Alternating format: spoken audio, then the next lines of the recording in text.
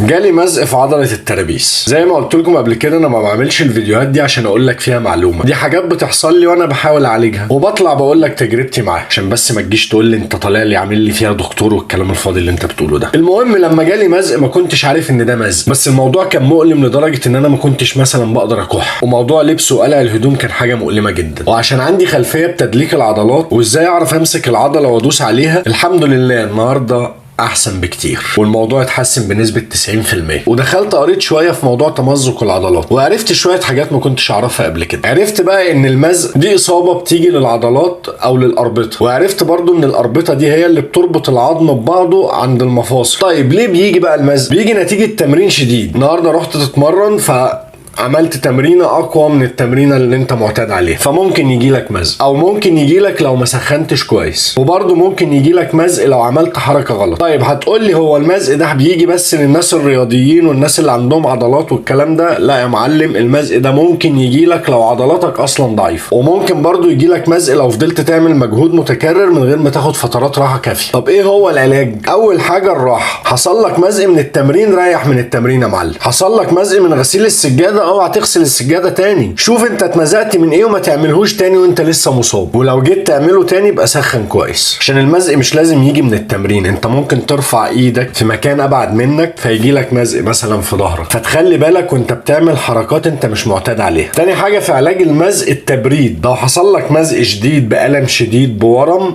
اكبسها بن، قصدي اكبسها تلج، حط عليها تلج يا معلم. مهم جدا في اول 24 ساعه لغايه 48 ساعه من حدوث الاصابه بالمزق ان انت تحط تلج على المكان المصاب من مره ل3 مرات لمده ربع ساعه. ثالث حاجه استخدم رباط ضغط لو المكان الممزوق يعني تعرف تربطه، لو في ايدك لو في رجلك، وما تربطش جامد، اربط رباط خفيف تقدر تستحمله ويثبت المكان المصاب بس. ولو كان المزق في الرجل او في الدراع يفضل ان انت ترفع المكان المصاب ده عشان يقلل الورم. وبعد ما الورم يروح والألم يبتدي يخف ابتدي اعمل استرتشات للمكان المصاب. طبعا المساج مهم جدا الاماكن المصابه اللي شبه دي، بس ما ينفعش نعمل مساج للمكان المصاب لو في ورم او ألم شديد. لازم يعدي مش اقل من 72 ساعه عقبال ما الورم والألم ده يخف شويه ونبتدي نعمل مساج للمكان المصاب. دي كانت حالتي اليومين اللي فاتوا. كان عندي مزق ودخلت قريت عنه شويه وعالجت نفسي بنسبه كبيره جدا، وقلت اقول لك شويه المعلومات اللي انا عرفتها يمكن تنفعك لا قدر الله لو حصلت لك اصابه نفس اللي حصلت. الخلاصه يا صاحبي، افهم جسمك واعرف عضلاتك فين واعرف انت بتحرك ايه. لما تعرف الكلام ده كله اعتقد التعامل مع جسمك هيبقى الطف وهتبقى فاهمه اكتر. خلي بالك من نفسك ومن صحتك. سلام عليكم.